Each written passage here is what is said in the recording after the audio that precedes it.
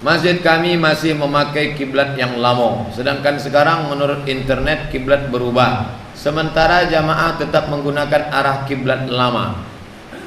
Minta bantuan Pak Haji Jalal supaya orang Kemenak datang bagian LBHR, Lembaga Badan Hisab dan Ruqyah. Undang LBHR, MUI, NU, Muhammadiyah, Nenek Mama, tokoh masyarakat, wakif, uang yang banyak wakaf, duduk bersama. Jangan ada yang tak ikut musyawarah. Kalau ada satu dua yang tak ikut, itulah nanti jadi api dalam sekam. Sesudah rapat, lebih baik berkelahi di rapat daripada waktu rapat diam. Waktu rapat diam, setelah rapat menikam, menjegal kawan seiring, menggunting dalam lipatan, menikam dalam selimut. Waktu rapat itu sepakati semua. Gimana? Kita ikuti LBHR ini. Deal. Oke, sepakat. Jangan ada lagi bicara di belakang. Ya, jangan ada dusta di antara kita. Akan datang begitu, duduk bersama. Mengenai sholat tarawih, kebiasaan mengikuti tarawih 20 rakaat tambah 3. Apabila saya sholat di masjid 8 tambah 3, saya sholat tambah di rumah, apa boleh lanjutkan untuk mencukupi rakaatnya? Bagus. Dibuatnya di masjid 8 tambah 3, sampai ke rumah ditambahnya lagi 13, tambahnya lagi 12 rakaat. Bagus, sehingga menjadi 23. Yang 8 rakaat tambah 3, 11 Nabi. Nabi membuat 11 rakaat. Yang membuat 23 Sayyidina Umar. Nama imamnya Ubay bin Ka'ab. Ubay, kau angkat jadi imam, tapi buat 23 rakaat. Kenapa tak dibuat 11? Tak sanggup. Nabi 11 rakaat. Rakaat pertama surat Al-Baqarah 2 juz sampai lembar. Pendekkan bacaannya Ubay. Maka kalau bacaannya panjang, rakaatnya sedikit. Kalau bacaannya pendek, rakaatnya banyak. Masyarakat kita cerdas, dikombinasikannya antara dua. Bacaannya pendek, rakaatnya sedikit, dapat dua-dua. Sebaiknya kalau kita perempuan sholat sunat, baiknya di rumah saja. Tapi waktu bulan Ramadan terakhir perempuan iktikaf ke masjid pada malam hari. Ibu sanggup membawa anak kecil ke masjid, sebaiknya bagaimana Pak Ustaz? Nabi membawa Sayyidatuna Aisyah iktikaf. Thumma i'takafa azwajuhu min ba'dih. Setelah Nabi meninggal, Aisyah tetap iktikaf di masjid. Dan iktikaf Aisyah bukan sehari 2 hari. 24 jam kali 10 hari 10 malam, 240 jam. Itu iktikaf. Masuk sore 20, keluar malam Idul Fitri. Itu iktikaf. Adapun iktikaf kita selama ini iktikaf kalong, tapi sah juga daripada tidak iktikaf sama sekali. Seminim sekojap-kojap iktikaf, seketek-ketek iktikaf berapa lama Ustaz? Sebentar-bentarnya iktikaf menurut mazhab Syafi'i lama seketek dari rukuk. Subhana rabbiyal azim wa bihamdi, subhana rabbiyal azim wa bihamdi, subhana rabbiyal azim wa bihamdi. Lama sikit dari rukuk itu sudah dianggap iktikaf. Nanti kalau ada ustaz ceramah, iktikaf mesti 10 hari 10 malam, dia tak pakai mazhab. Tak bisa. Kita harus ikut mazhab Hanafi, Maliki, Syafi'i, Hanbali. Silakan iktikaf. Apa hukum dalam Islam jika kita memilih pemimpin yang bukan muslim? Wa may yatawallahum minkum fa innahu minhum. Siapa yang memilih orang kafir, maka dia kafir. Siapa yang memilih Ahok kemarin, itu tak boleh dilakukan fardu kifayah. Tak boleh disolatkan, tak boleh dikafankan, tak boleh dimandikan, tak boleh dimakamkan di pemakaman kaum muslimin. Antarkan ke HKBP dan Santa Maria. Kalau awak minjam duit di bank jumlah besar untuk biaya rehab rumah, seodang uang tersebut masih tersimpan, apakah uang tersebut harus dikeluarkan zakatnya? Setiap meminjam duit maka mesti dikeluarkan zakatnya setelah duit itu dipegang selama setahun. Pinjam duitnya kapan? 1 Sya'ban. Tahun nikah, ya. Tahun depan bertahan dia 100 juta, bertahan dia 85 gram emas, baru dikenakan zakat 2,5%. Batas minimnya 85 gram. 85 gram itu berapa? Kali 500.000, 42.500.000. Bapak ibu yang punya duit 42.500.000 sudah kena zakat. Ambo husnuzan, anggaplah semuanya ini punya duit masing-masing 100 juta. Amin. Dari bunyi aminnya nampaknya tak yakin. Yang punya duit 100 juta, maka zakatnya 2,5 juta. Keluarkan. Ingat, duit yang tak dizakati dia akan keluar dengan caranya sendiri. Keluarkan zakat. Kalau kita punya tabungan di bank, setiap tahunnya kita keluarkan zakatnya. Apakah pada tahun berikutnya keluarkan zakat? Ya. Setiap masuk syukran, terima kasih, merci beaucoup. Setiap keluar satu masa, maka keluarkan zakatnya. Setiap 1 tahun keluarkan zakatnya. Sedangkan uang tersebut tak bertambah. Walaupun tak bertambah selama di atas 42 juta. Tapi kalau duit itu 40 juta, tak ada zakatnya. 42.500.000, maka keluarkan zakat 2,5%.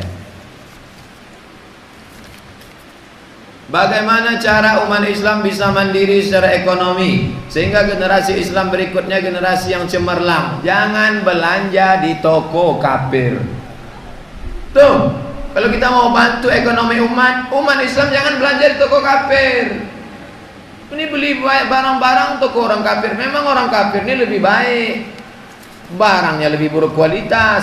Saya suruh keluarga, istri, mak saya belanja apa? Apa kata dia? Belanja tempat orang Islam ini lebih mahal, mak, tak apa-apa. Kita tolong orang Islam ini. Belanja tempat orang Islam ini barang-barangnya lamu-lamu, lapuk-lapuk, tak apa. Kita tolong. Karena orang Islam tak beli, itulah maka lama. Kita tolong dia. Ini orang Islam, sholat di masjid, puasa sunat rajin, belanja tempat orang kafir. Majulah orang kafir, orang Islam susah. Ini belanja, gerakan belanja tempat orang Islam. Kalau belanja tempat orang Islam nawarnya sekali aja. Ibu-ibu jual ikan tangannya sudah lisut jam 11 aja ditawar lah. Berapa bu? 5.000. Ish, mahalnya 2.500 ya. Meleleh air mata ibu. Daripada tak laku ambil lah. Memangnya gara-gara duit 2.000 itu kaya kita? Bantulah dia. Sekali tawar kata dia bertahan. Apa ya? Man la yarham la yurham. Siapa yang tak ada kasih sayang kepada orang beriman, tak disayang Allah Ta'ala.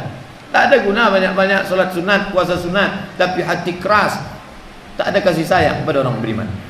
Di masjid kami arah kiblat sudah dinyatakan. Udah. Ini nyontek nampaknya. Tahun lalu saya sakit 1 hari Pak Ustaz.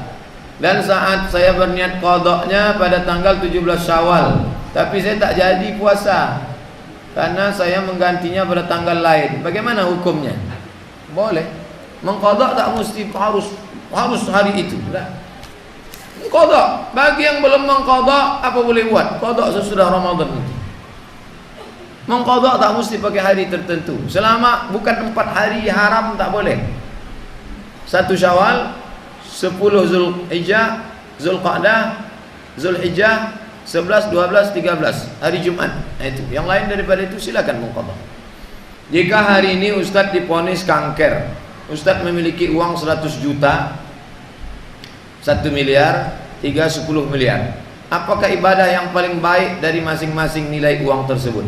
Apa yang akan Ustadz lakukan agar harta tersebut memberi nilai ibadah? Beribadah yang paling dekat, tak usah jauh-jauh. Mana yang paling dekat tuh? Kasih langsung. Kalau ada hari ini 100 juta, 1 miliar, 10 miliar, kasih. Siap masjid itu langsung. Setiap orang yang sholat mengalir pahalanya ke makam kita. Tapi tak boleh kalau sedang sakit keras, tak boleh lebih dari 1/3 harta. Tak boleh lebih 1/3. Kalau sakitnya sakit keras menjelang kematian, dia sama dengan hukum wasiat. Buka kitab fikih sunnah Syekh Sabiq. Kalau dikasihkannya semua nih 100 juta, 1 miliar, 10 miliar, semua untuk masjid. Adapun anak istriku tak ku kasih karena dia tak peduli sama aku. Oh tak boleh. 1/3 saja yang boleh. Tapi kalau dalam keadaan sehat walafiat boleh hibah. Hibah namanya. Adapun wasiat dalam keadaan sakit menjelang kematian tak boleh lebih dari 1/3. Tidak ada amal melebihi sedekah. Laula akhartani ila ajalin qarib Seandainya orang mati itu ditanya, "Hei, mau kau hidup lagi?" Mau. Kalau hidup mau apa? Fa as-sadaqah, aku mau bersedekah. Syukran. Paling tebal. Orang kalau dia hidup lagi dia mau bersedekah. Ini ada iklan, takutnya sebagian bapak ibu pulang. Pesantren kilat. Artinya pesantren kilat karena copatnya secopet kilat. Kami di pesantren 7 tahun, dia kilat 7 hari selesai. Kelas 3 sampai kelas 6 SD, jam 9 sampai zuhur, jam 1 sampai 3 SMP. Materinya sirah, tahsin, tahfiz, fikih ibadah, tip nabawi, bagaimana bekam, bagaimana ruqyah. Mantap nih. Pemateri Ustaz Masriadi Hasan LC MSA, S1 Mesir, S2 Malaysia. Ustaz Zul Andri Rais, S1 Mesir, S2 Sudan, calon doktor hadis. Ustaz Hasbullah, Dr. Farid Alwi, Ustaz Sapril, trainer dari FSRMM. Fasilitas game seru, materi full multimedia, kopi materi, buku mutabaah, buka puasa bersama di akhir acara. Dan buka bersamanya tetap setelah azan maghrib. Sertifikat, mantap nih, nanti tempel di dinding pengumuman. Ini saya tinggal sih. Apakah sah sholat sambil menggunakan masker?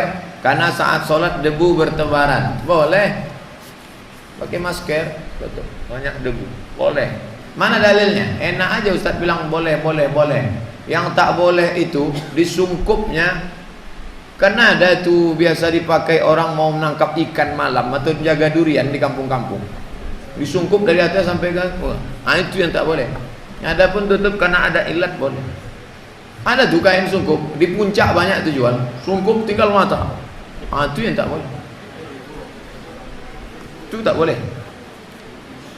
Ustaz, mana yang lebih baik dari nilai ibadah? Berimpak di satu masjid 100 juta atau berimpak di 100 masjid namun masing-masing masjid 1 juta. Tengok dulu di mana daerahnya, mana yang paling membutuhkan, memerlukan, itu kasih dulu. 1 juta, 1 juta, 1 juta, 1 juta. Semuanya peletakan batu pertama, satu pun tak jadi. Bagus satu tapi jadi. Kalau ada bapak ibu punya 100 juta, boom, ini langsung bam, siap. Tahun depan orang menengok, alhamdulillah. Kalau masih begini juga, na'udzubillah.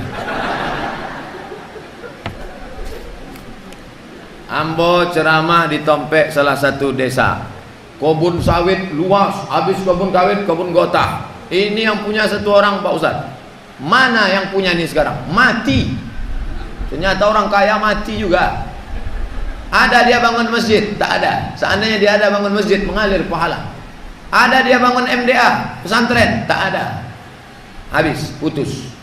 Itulah orang paling miskin di dunia. Punya harta tapi tak sempat mengambil manfaat. Bapak ibu yang punya duit, selesaikan masjid. Yang tak punya duit, ikut gotong royong. Sedekah artinya menggerakkan tulang-tulang, ikut. Jangan sudahlah duit tak masuk, gotong royong tidak, petantang-petantang nengok, miring nampaknya masjid.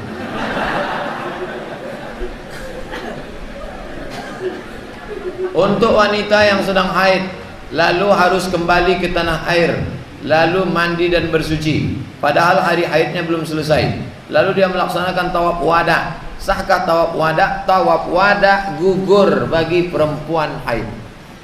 Tawaf wada gugur bagi perempuan yang haid. Tak perlu tawaf wada. Makanya manasiknya benar. Ikut manasik sama Pak Haji Jalal. Manasik di sini manasik. Masuk juga iklan sepotong. Saya ibu dari Majelis Taklim Masjid Babus Sabar. Bab artinya pintu, sabar, pintu sabar. Macam mantap masjid daerah situ. Ada pintu sabar, ada alhamdulillah. Masuknya dari Babus Sabar, sesudah sampai kemari alhamdulillah aja bawahnya. Mantap. Ustaz, mohon penjelasan mengenai bunga bank di koperasi. Bagaimana pengurusan? Bunga bank haram. Bunga koperasi haram. Lalu kalau dapat bunganya dicampakkan? Jangan. Jadi gimana? Serahkan masalih ammah. Begitu kata Syekh Yusuf Qardawi. dalam fatwa muasirah, fatwa kontemporer. Dapat ibu berapa kemarin? Alhamdulillah Pak Ustaz 1 juta sudah saya kasih. Kemana? Masjid, fakir miskin, bangun MDA, kepentingan orang banyak. Niatnya bukan niat sedekah, mengembalikan uang umat kepada umat. Yang dapat duit 10 juta, 10 juta, 10 juta, serahkan langsung. Tapi niatnya bukan niat sedekah, mengembalikan uang umat kepada umat. Alhamdulillah Pak Ustaz, setiap dapat 10 juta tak pernah saya pakai. Kalau 100, saya istikharah dulu Pak Ustaz. Salat witir ada yang melaksanakan sesudah isya sebelum tidur, ada yang melaksanakan sesudah tahajud. Bagaimana melaksanakannya kalau 2 kali? Ya Aba Bakrin mata tutiru, hai Abu Bakar, engkau salat witir bila? Kata Abu Bakar, ba'dal atama, aku witir sesudah isya. Langsung witir, langsung tidur. Nabi tanya Umar, ya Umar mata tutiru? Kata Umar, fi akhiril lail, aku witir tengah malam. Itu menunjukkan witir waktunya 2, sebelum tidur dan tengah malam. Tapi ada hadis yang ketiga, la witrani, tak boleh 2 kali witir fi lailatin, dalam semalam. Tak boleh 2 kali witir dalam semalam. Maka yang sudah witir sesudah tarawih, nanti malam bangun tahajud saja, tak usah witir lagi. Tapi yang sudah tarawih balik, makanya kalau ada orang habis tarawih balik, anaknya nanya, mak, itu bapak tuh kok balik? Dia witirnya nanti malam. Walaupun tak semua yang balik itu mau witir. Banyak juga yang mau menghabiskan kolak 2 mangkuk. Ustadz Somad yang dihormati, apa hukum wanita sholat berjamaah di masjid? Sudah dibahas. Sekarang masjid kami ibu-ibu tak mau lagi sholat ke masjid, lebih baik di rumah katanya. Lebih baik di dalam ruangan, lebih baik dalam rumah, lebih baik dalam kamar, lebih baik dalam tempat yang sempit. Hadis ini kronologisnya ada. Bilo, kapan orang lebih baik dalam tempat yang sempit? Ketika terjadi fitnah. Ustaz, saat ini sedang gencar adu argumen, perang di internet antara pendukung ulama dan pendukung penista. Orang-orang sibuk memperolok ulama dan habaib. Bagaimana kita menyikapi hal ini Pak Ustaz? Kalau bisa menolong dengan argumen, tolong. Yang pandai buat meme, buat. Yang pandai ceramah, buat khutbah. Adik-adik yang pandai buat video Instagram 1 menit, upload. Tolong. Jadilah anda tentara-tentara ulama dan tentara-tentara Allah, cyber army. Kalau tak sanggup, saya sanggup menolong Pak Ustaz. Terus pulsa pula tak ada. Tak ada paket, bolehlah 2 giga. Tolong, jangan diam. Aku tak pernah khawatir tentang hak dan batil, kata Sayyidina Ali. Yang aku khawatirkan adalah orang yang benar diam, sehingga orang yang batil merasa benar. Orang yang benar diam semua, sehingga orang batil merasa kami benar. Karena orang benar diam. As-sakitu anil haq syaitan akhras. Orang yang diam adalah setan bisu. Tolong jelaskan adab seorang suami kepada istri, kewajiban suami terhadap istri. Iko panjang nih. Ini namanya kursus pranikah. Ustadz Mustafa Umar sudah membuat namanya kursus pranikah di Masjid Al-Falah. Tapi yang banyak ikut yang sudah nikah pula. Karena katanya banyak suami maunya dilayani saja. Kok suami Fir'aun? Hak ibu terhadap suami ada 5. Yang pertama, makan sesuai kemampuan dia. Jangan dia pas-pasan ibu minta makan di Apollo. Yang kedua, pakaian. Jangan ibu minta pakaian sutra mahal-mahal, semeter 50.000, 50 juta. Yang ketiga, tempat tinggal. Mintalah tempat tinggal yang sesuai kemampuan. Jangan suruh dia ngutang sampai suami gantung diri gara-gara. Makan sudah, pakaian sudah, tempat tinggal sudah. Yang ketiga, pendidikan. Suami mendidik ibu, sholat ibu, puasa ibu. Yang bangun nih malam nanti tahajud bapak. Yang membangunkan masak itu suami. Suami mengambil air, memercikkan ke wajah istri. Bangun. Itu kalau udah nikah 20 tahun. Tapi yang baru 2 bulan, wake up my darling. Jadi yang membangunkan ibu itu bapak. Sekarang yang terbalik-balik. Istri itu pula membawa air setimbo. Abang bangun apa tidak? Oleh sebab itu maka dibuat pengajian menjelang puasa supaya jelas mano kiper, mano back, mano striker, mano penyerang. Banyak sekarang kiper pula maju ke depan.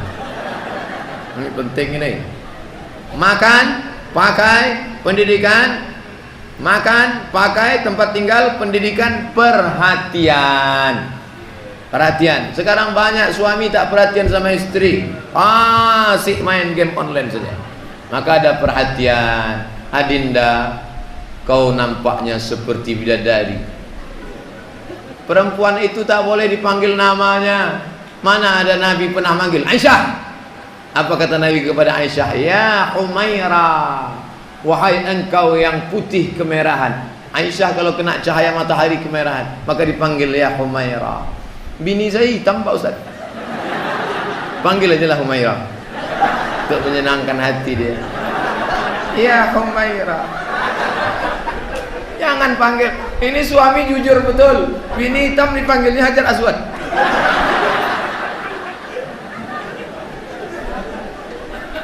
Kita sering bersilaturahim ke rumah orang, sangat kita kenal, dekat. Tapi orang yang kita datangi tak pernah ke rumah kita. Akhirnya kita pun tak mau lagi ke rumahnya. Apakah mereka termasuk memutuskan silaturahim? Bedakan antara putus dengan berjarak. Putus dengan berjarak itu beda. Kita datang silaturahim, setelah itu kita segan, bukan berarti putus. Putus itu artinya ada permusuhan. Aku sampai mati tak akan ke rumah dia. Itu tak boleh. Begitu mau meninggal pesan ke anak menantu, anak engkau jangan nikah sama anak cucu cicit dia 77 keturunan.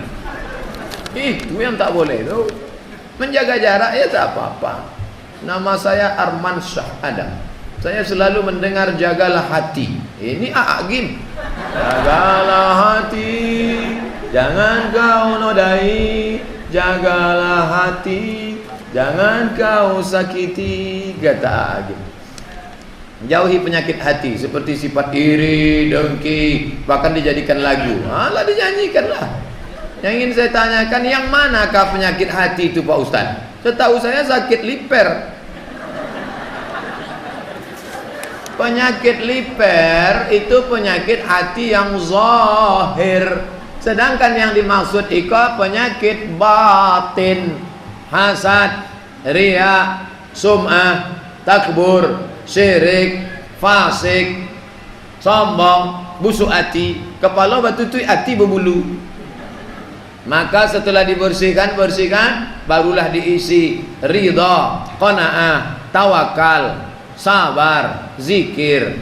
Makanya yang pertama kali membersihkan hati. Salat nomor 3. Qad aflaha man tazakka wa dzakara asma rabbih fasalla. Beruntunglah orang yang membersihkan hati, setelah itu dia berzikir, setelah itu baru sholat. Bersihkan. Caranya Pak Ustadz 2 SKS. Bagaimana cara mendidik anak supaya anak cepat mengerti? Mendidik anak dipilih dari mulai memilih gurunya. Gurunya siapa? Amaknya. Memilih emaknya. Kalau emaknya rajin baca Quran, insya Allah. Emaknya rajin sholat, insya Allah. Maka pilih dari emaknya. Bagi yang lajang-lajang belum menikah, kalian pilih. Bagi yang sudah memilih, jaga ajalah yang ada tuh. Jangan pula gara-gara ini mencari yang baru. Setelah itu main suruh masukkan ke pendidikan agama, masukkan ke MAN 2 model, masukkan ke MTSN, masukkan ke SMA IT, SMA IT, SMP IT, boarding school, pesantren. Itu tembok terakhir lagi. Politik kacau, ekonomi kacau. Satu-satunya yang bisa memperbaiki pendidikan Islam. Kalau pendidikannya kacau, habislah, hancur kita. Bagaimana supaya anak bisa berbakti kepada orang tua dan taat beribadah kepada Allah?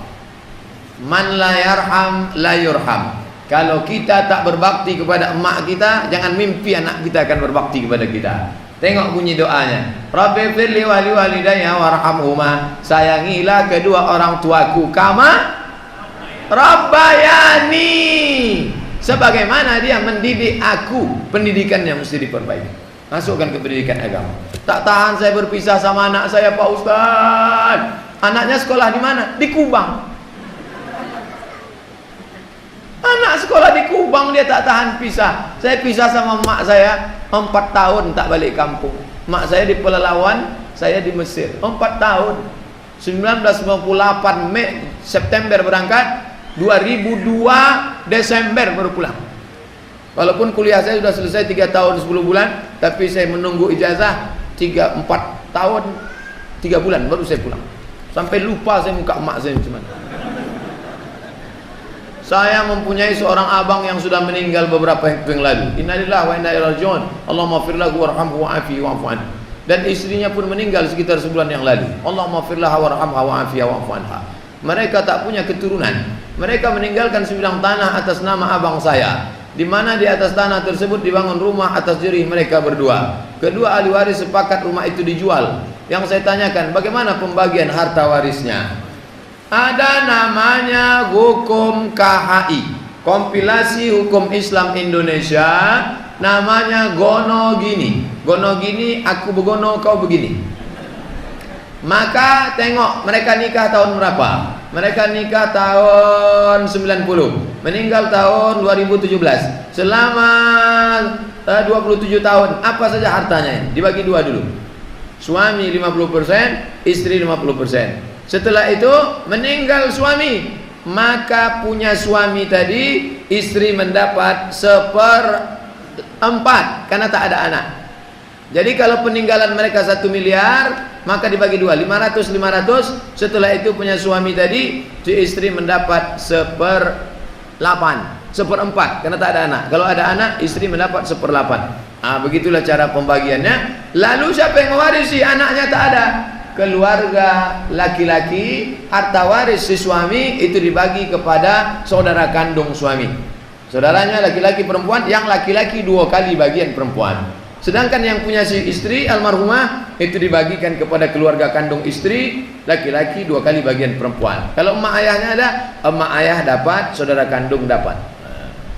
Habis, anak tak ada. Mengenai arah kiblat, sudah 3 tadi. Apakah diperbolehkan dalam Islam panitia kurban menjual dan mencari keuntungan dalam pelaksanaan kurban, seperti menjual kulit ada 10 lembar. Panggil fakir miskin, fakir miskin, ini kulit untuk kalian. Kata fakir miskin, kami tak mau kulit kotor. Maka cari yang pandai mengolah kulit, www.kulit.com.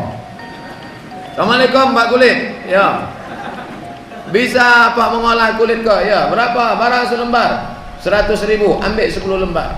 Duit terkumpul 1 juta. Cari lagi fakir miskin. Fakir miskin, ya, mau kulit kau tak mau. Ini udah kami rubah jadi duit. Duit mau. Kasih, habis. Duit tu habis, bagikan ke fakir miskin. Merubah kulit menjadi duit boleh, tapi jangan lagi ambil keuntungan. Apa hukumnya dengan Islam bagi orang yang dengan kuasanya memberi izin untuk berdirinya tempat ibadah bagi umat agama lain seperti gereja, sampai mati dia dapat dosa jariah? Jangan menjual tanah, karena menjual tanah adalah menjual akidah. Fatwa Syekh Yusuf Al-Qardawi.